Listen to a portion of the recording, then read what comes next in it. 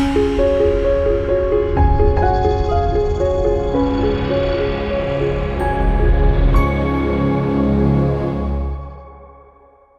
very good morning, everyone. It is a pleasure for me to be here today, and thank you very much for having me. Just to set a bit of a context of the work that I'm doing, I'm based at the Disruptive Media Learning Lab at Coventry University. It is a unit that has been set up for us to work with staff and students across the university to help them to discover different ways for engaging with learning resources, designing experiences that would help them to learn in a more engaging way.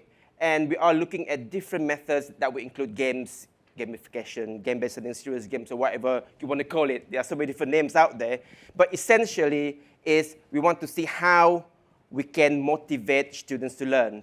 How can we help them to contextualize the learning? Because there are so many different resources out there, knowledge that you can get anywhere, but how can we contextualize the learning, making sure that the experience that we want to create for them would be beneficial not only to the students themselves, but will be fulfilling and satisfying for the teachers or educators or lecturers as well. So I think these are the things that we want to work on to understand the stakeholders that we are working with. And we believe in the power of play. When we were growing up, we learned through play. We discovered different variables, emotions, the connection between knowledge and all sorts of different things through play. And I think we need to continue to learn about how can we use and reuse and remixing the mechanics of play in whatever we do. It doesn't have to be a game. It doesn't have to be a serious game. It doesn't have to be game-based learning. But if we can understand how we can engage our learners, we can create experiences that will be more creative, something that will enhance the learning in any situation. And most importantly, we want it to be long-term. So if you look at the skills that is expected in 2020, creativity is one of the key ones. So my talk today is going to talk about, it's going to look at how can we create games in a simpler way. How can we tap into our own inspirations, our own experiences that will enable us to create playful and gameful experiences. Because I believe we don't have to make it complicated.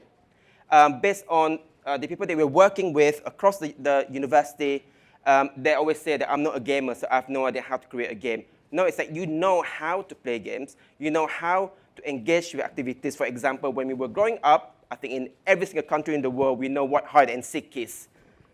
Right? That is the best game in the world. It's a strategy game. But anyway, essentially, we all have this natural instinct to engage in playful experiences. So let's tap into this to be creative. So we look at different ways of engaging our stakeholders using play, games, and gamification. We have projects which are funded by the university.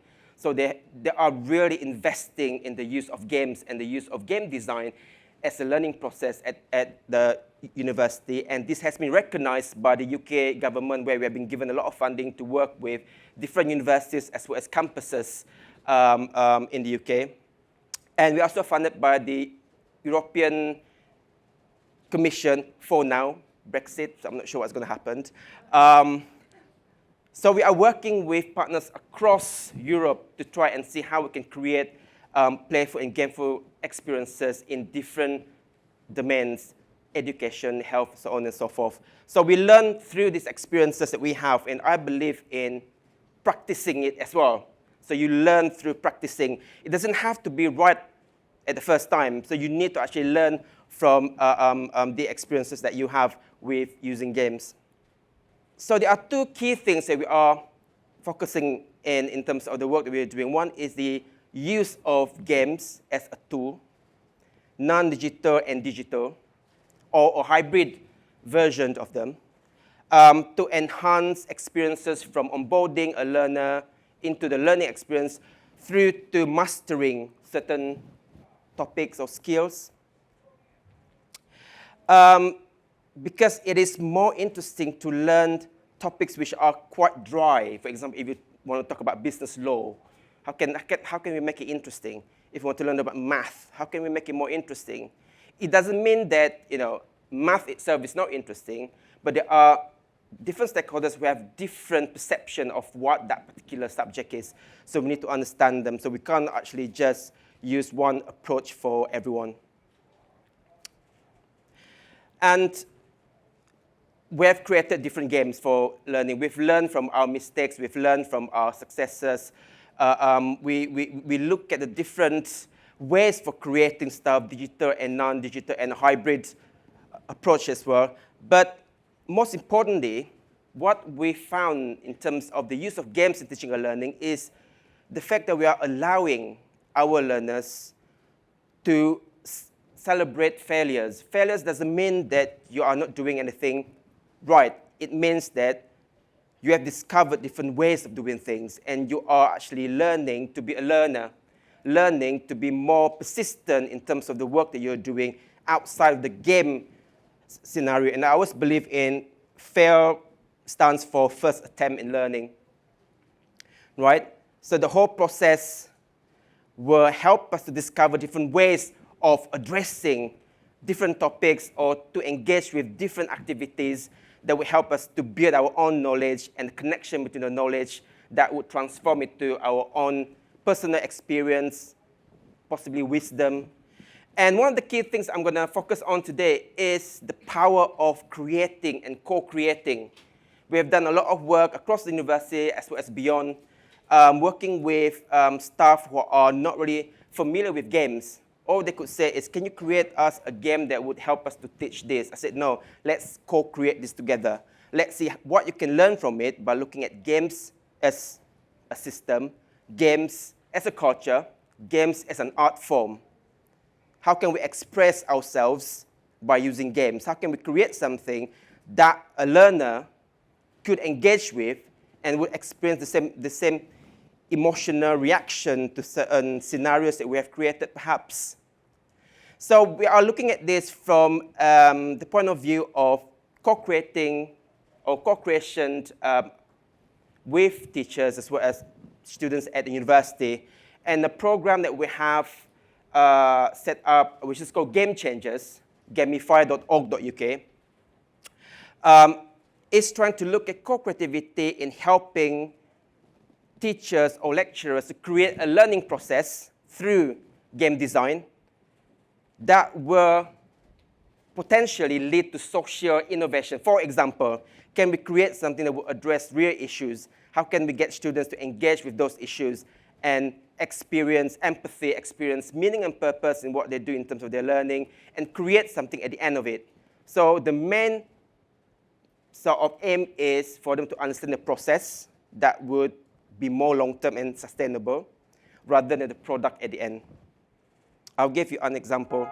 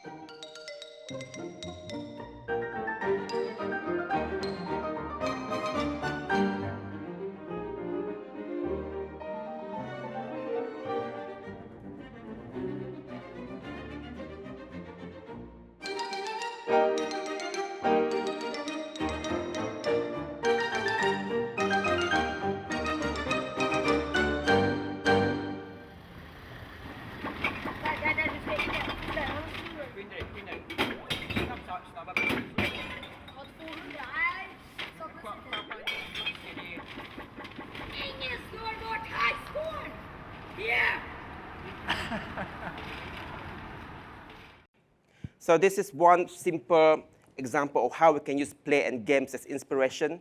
The fun of it, how can we encourage people to change their behavior or possibly engage in something positive? But possibly there might be a side effect. If this is happening in Christmas, we might drink more just to play the game and wine bottles and whatnot. Anyway, yeah. So if you look at that example, you can see a lot of different disciplines can engage in creating that product, right? So you can include engineers, you can include those who are doing math, computer scientists, designer, so on and so forth. So you can actually engage with the process of learning in terms of understanding what the subject is, what are we trying to change, what behavior that we are trying to nurture. How can we create this and apply it? How can we test it? And how can we reflect from it, right? So the fact that different people from different disciplines can actually work together to create something, the process of co-creating is powerful in helping them to understand how their own disciplines would impact another and how the creation would actually have meaning and purpose at the end of it. So this is what we're trying to push at the university in the UK as well as beyond. We are working with the community, trying to encourage them to address real issues in the community and society by being inspired by play and games.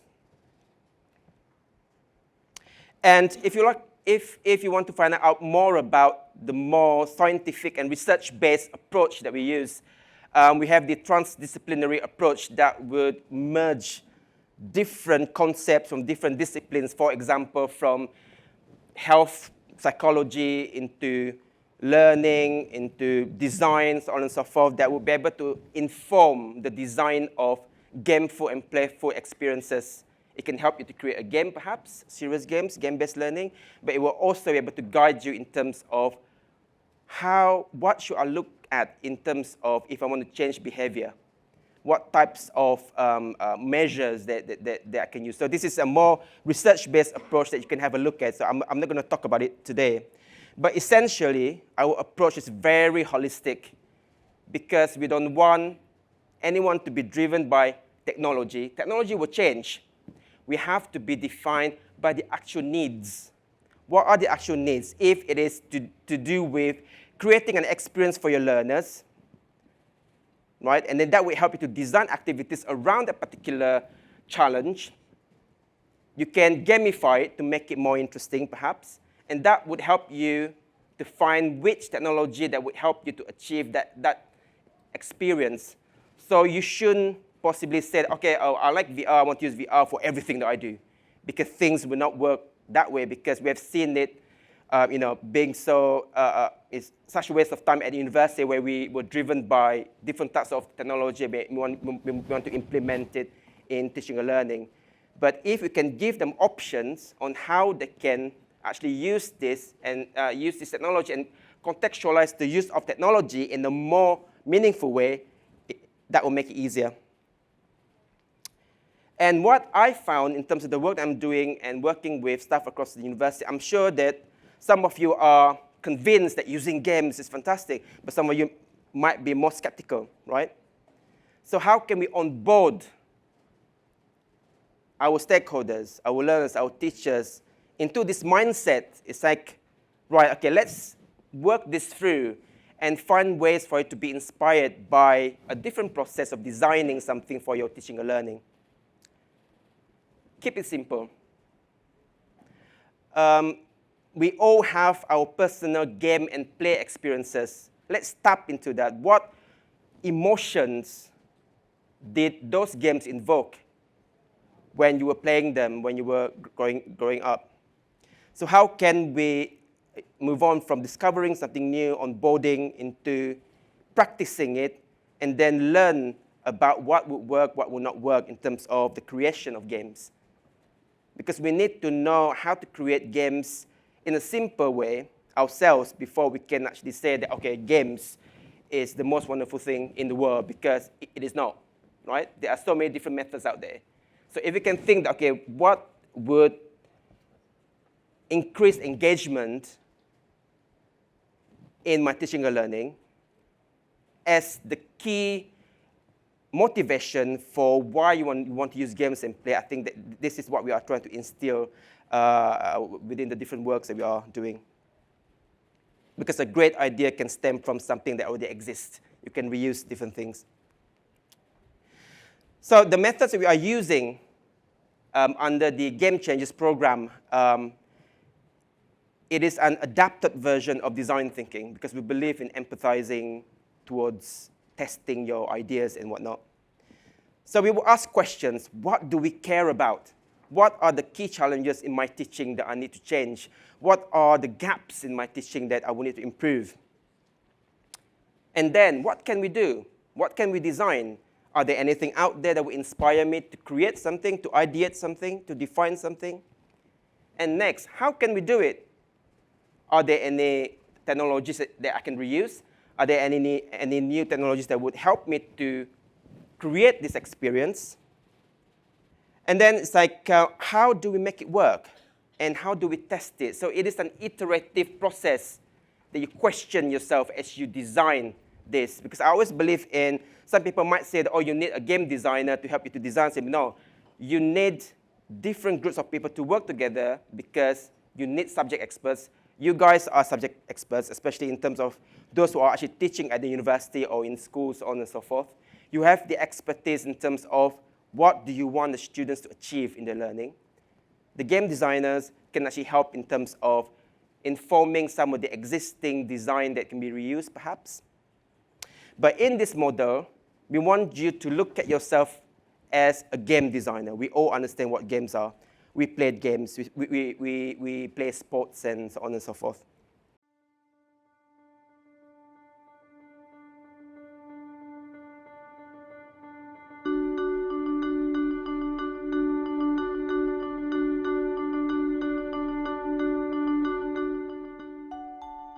What is your story? Interpret, create, and pitch your story. Create narratives using these key elements: people, context, and activity. The rules of play are as follows. Choose the theme of your game. All players draw one card from each element deck. Using your cards as prompts, create a story on a narrative concept based on the 3 elements. Players then share their story and vote for the best story told. Use your imagination to interpret abstract and subjective cues. A fun space for peer questioning and feedback, where individuality is important for collective creativity.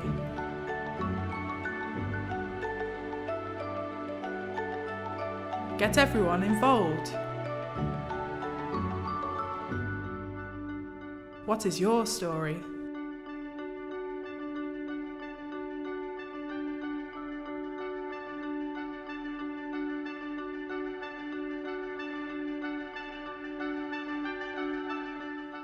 So this is one example, one simple example of how you can co-create stuff with your students. We involve students as well as staff at the university to create this game. One of the key gaps that they found was students haven't got empathy towards people from different backgrounds, and they don't understand that people have got different experiences that would define the way they react to different things. So we created this game. This is an example that we created this game, the concept of it in less than 2 hours, and the fact that the impact of this game has far-reaching what we expected it to achieve. It is being used in France. It is being used by the Institute of Play in New York as well, because they are using the remixing game approach in terms of encouraging people to create games in a fun way. And it has also been used in Malaysia, in Trinidad and Tobago. So this is an example of how you can get inspiration from card games, story dice, experience designs, simple stuff. But the impact of it is huge. And you have a chance to win it today. Some of you might have the chance to win it in some of the activities I'm going to do in a minute. This is another example that's looking at escape rooms, puzzles, and problem-based learning.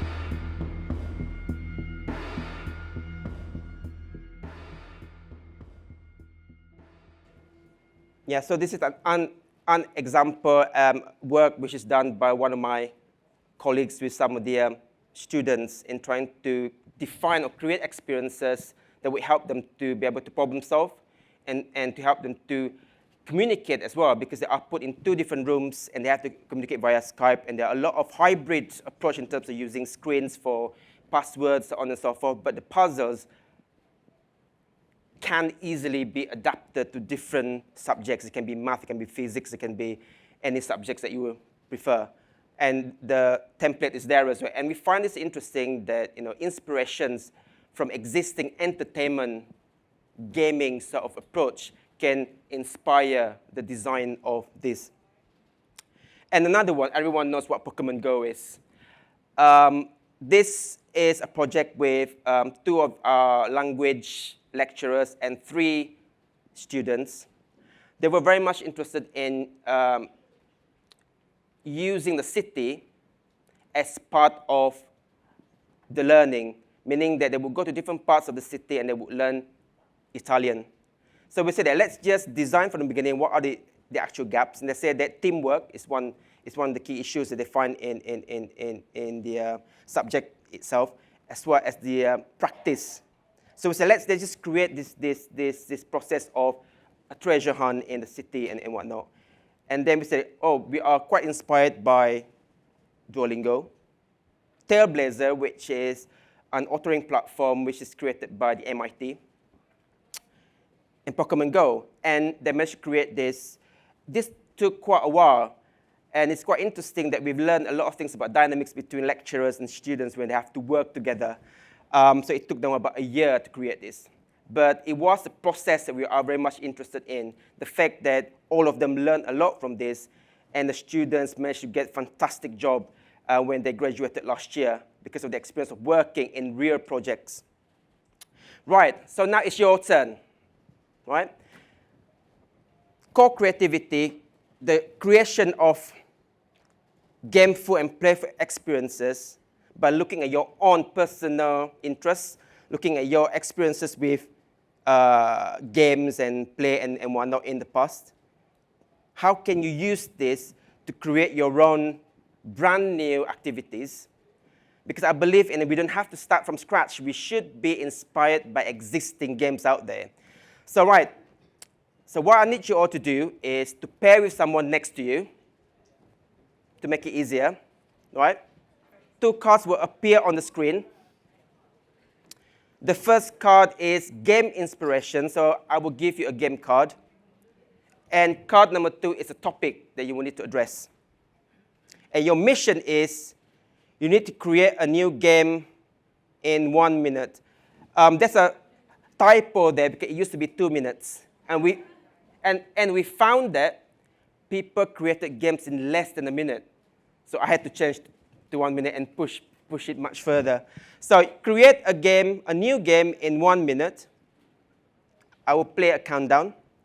And then the first 2 groups to share will win a prize, and you will win these cards. Right. And tweet your game as well, ChangSchoolTalks. As an example, this is an example, right? As I said, hide and seek is one of the most wonderful games out there. How can we use hide and seek to address this particular topic, which is sales?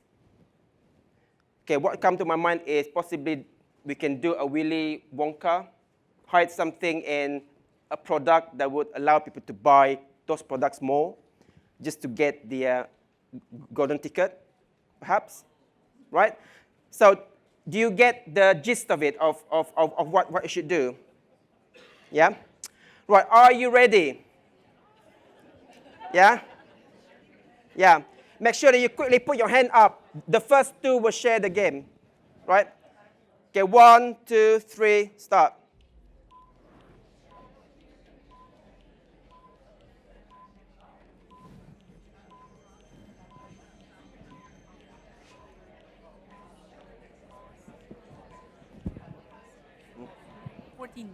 Yeah, okay.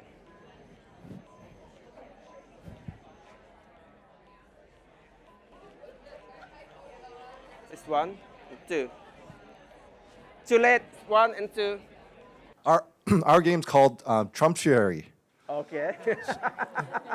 So the idea behind it is you have a random selection of famous tweets from a certain president of the United States, and then you have everyone else at the table are the world leaders.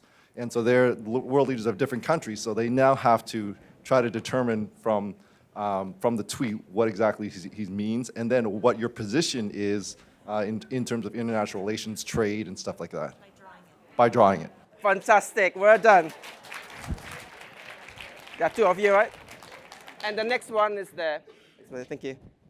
Okay, so my colleague Pamela came up with the idea of flags, and then we built around that idea of flags, of how could we get drawing of flags and using that to connect ideas related to international relations. So we thought about, you could put flags together in terms of which countries have trade agreements, and then talk about that, which ones do you want to connect with in terms of culture.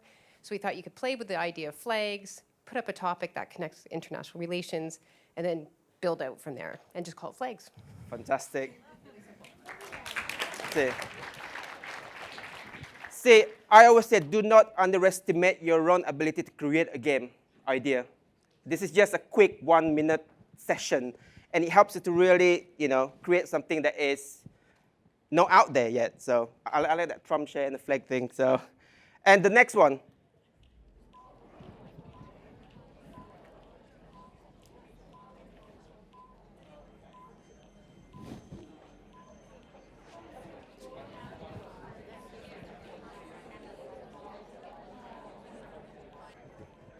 Right, we've got 2 here, guys. So we came up with like a kind of a species hunt game, or like a diversity of species hunt game, where people would kind of go around and like take photographs of plants and things, and it would go into some kind of catalog of like species of the area, so you could find out how diverse certain plants are in different places, and people could get points for that kind of thing. So, yeah.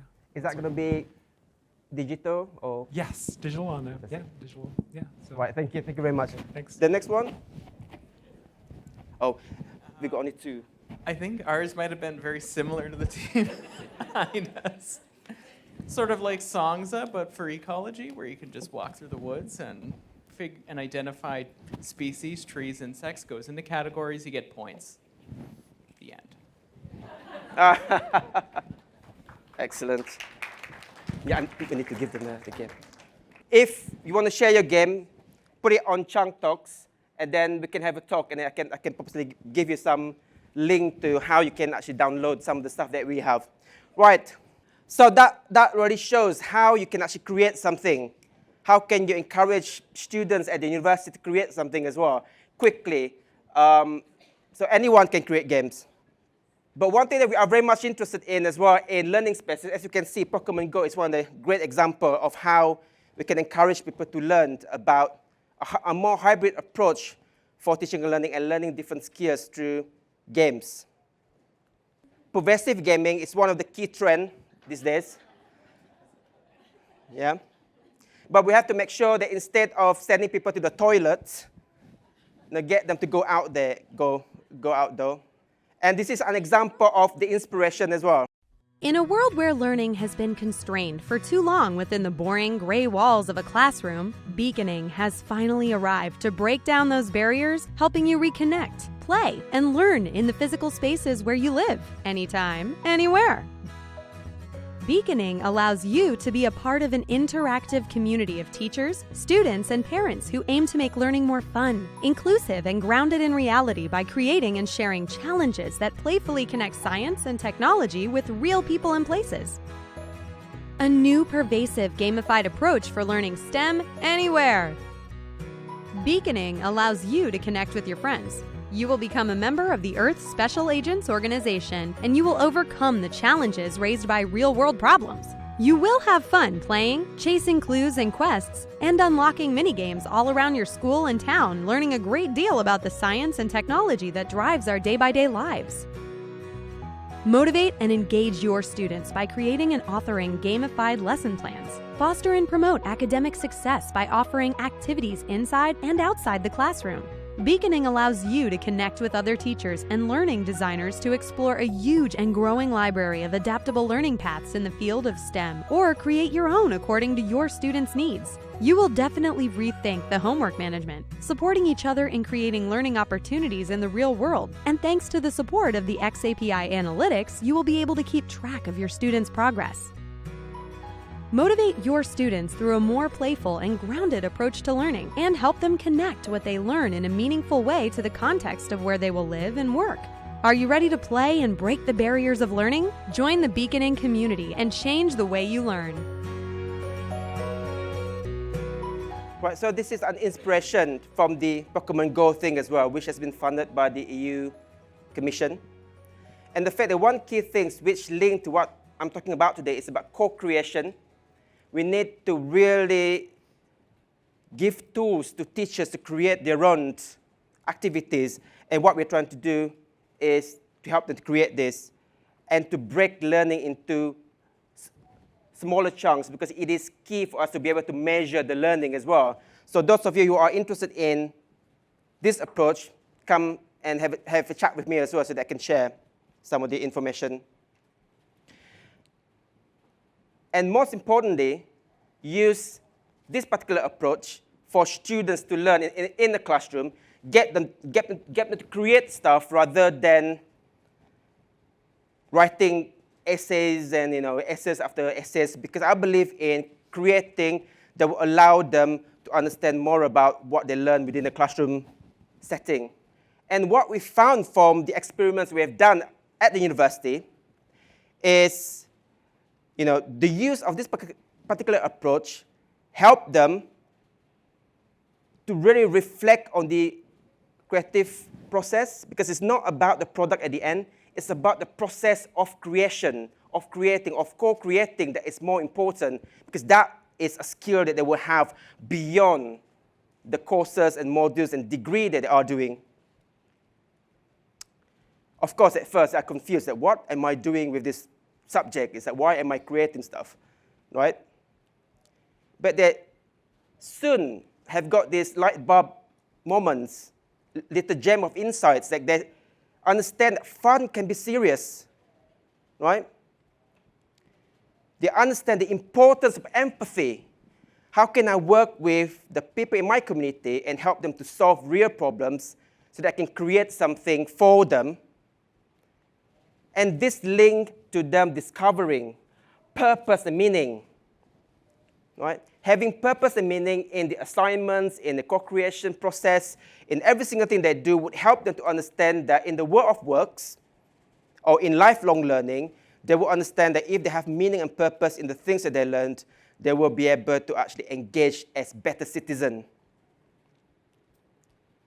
And the creative process, not just the creation, it's the process itself that they have discovered. It's quite interesting to see them reflecting the process as what they've done here. We will share the slides if you want some of the quotes. I just put it on here for show. And some of them said that games is actually a form of art. And I do believe that it is, because it helps you to express yourself in different ways, your emotions, so on and so forth. And most importantly, teamwork. They find it challenging in the beginning because they are from different faculties. They are doing business and law, computing, engineering, arts and design, put together in a team. They say, I don't understand what you're saying, type thing. But at the end of the process, they discover that they've learned a lot of things through teamwork and interdisciplinary work. And my advice is keep it simple. The process, you have done the simplest version of the remixing play. It's like remixing existing play and games. And some of you managed to create this game idea in less than 30 seconds. Your hand was up. I've got a game. So we need that in our classrooms for students to be able to think quickly and have ideas on different ways of creating stuff. And you can meet our champions. The lecturers are working with us, and they've created their own activities as well, so you can learn from that. I'm supposed to do this, but I'm not going to do it because I think we are running out of time. However, I've also created a game, a demo game, based on the authoring tool that we have. It is a geolocation game in Toronto. And I'm sure it works. I think Brian, I'm not sure where's Brian. Brian gave me the landmarks in Toronto, so I hope that you will go to the right place, not in some toilet somewhere. But anyway, yeah, so you can learn about STEM subjects and whatnot. So yeah, so this is an example of co-creation that you can actually have when you use different types of tools and whatnot. Thank you very much. Yeah.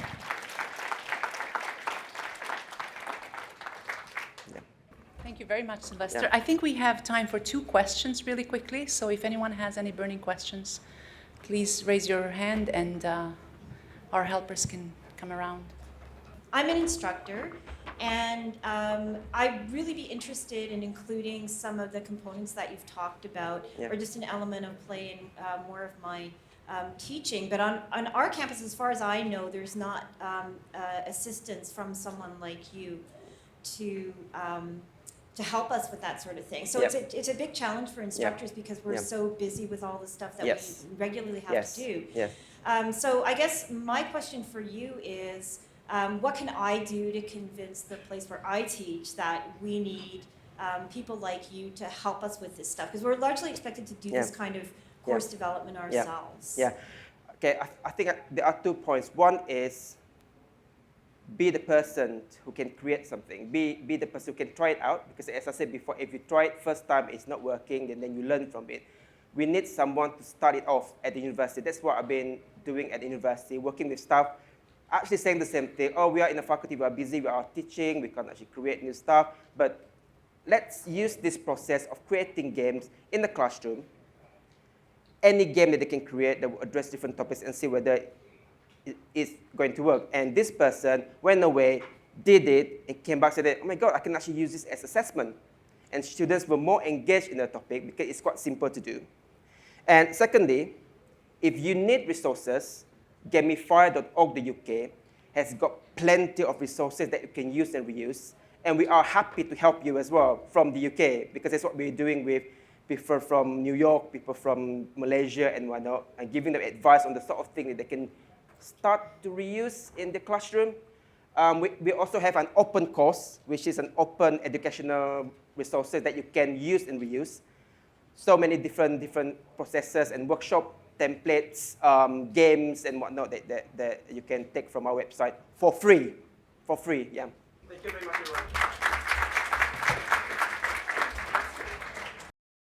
everyone.